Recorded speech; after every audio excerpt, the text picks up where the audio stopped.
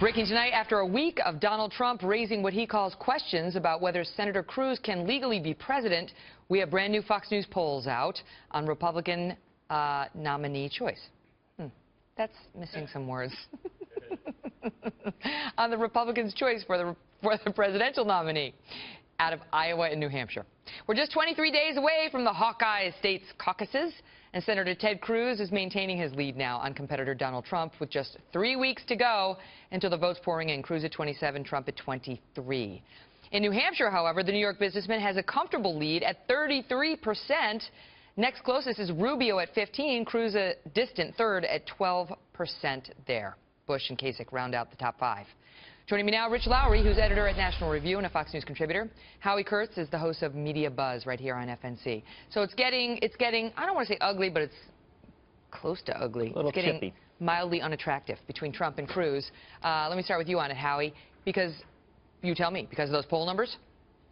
Well, the fact that the race is really tight in Iowa with Cruz a few points ahead, Megan, clearly has Donald Trump concentrating on what had been an utter non-issue. I mean, Ted Cruz having been born in Canada. Not that there's anything wrong in Canada, but it shows his ability to drive the media agenda yet again, even though he says he's just answering reporters' questions. And Cruz, who tried to kind of brush it off with a funny Fonzie video, now being asked about it by journalists day after day, and actually had to take a step to release his mom's Delaware birth certificate, even though, which I know you're going to talk about, even though nobody's questioning that Cruz's mother was an American citizen. Just so the people know, you have to be a natural-born citizen in order to be the president of the United States, and that means, well, that's the argument.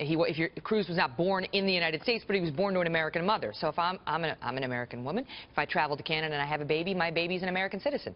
But Trump is questioning that. And so that's what's led to days of distraction from Cruz's campaign.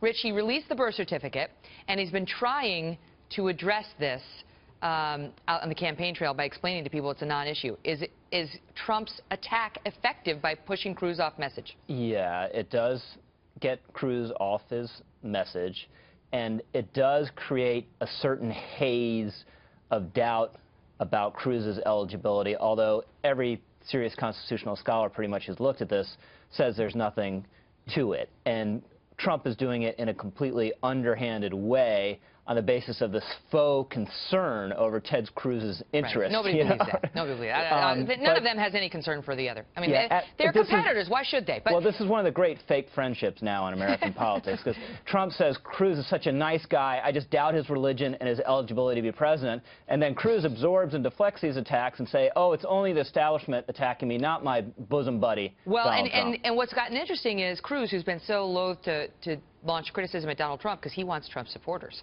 He thinks Trump is going to collapse, and he thinks they're going to come running to him.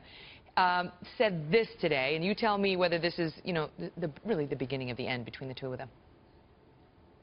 I feel confident that I'm never going to have a plane with my name painted on it. Now, how do you run a grassroots campaign? It's very time-intensive.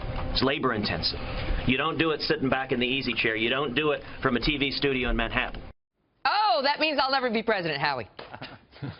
Well, I think Ted Cruz is wedded to the strategy of not frontally attacking Donald Trump because he's looked at polls and 60% or 55% of Trump supporters would come to Cruz as a second choice. So he's just not going to engage until he absolutely has to. And meanwhile, in the building behind me, most of Cruz's colleagues do not like the guy. He wears that as a badge of honor, talking about running against the Washington cartel. So John McCain, who went through this when he was the nominee because he was born in Panama. Panama Canal Zone, says, well, it's different. I think it's a legitimate question. We should look at it. Of course, McCain once called Cruz a wacko bird. So it is getting a little heated as we approach Iowa. Yeah, he said different because I was born, you know, on a military base. That's the U.S. soil. And he was born in, you know, plain old ground in Canada. Yeah, that McCain ground. jibe, for anyone who watches those prison shows that run on another cable network, that is what a shiv is.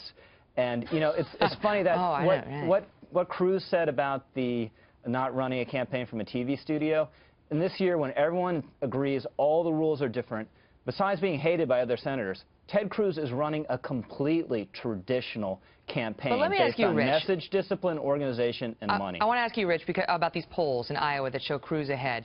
But Trump's way ahead in New Hampshire. So does it really matter to Trump if he loses Iowa and wins New Hampshire? I mean, if he loses the first one? I think it does, potentially. Now, it depends how much he loses, how it plays out.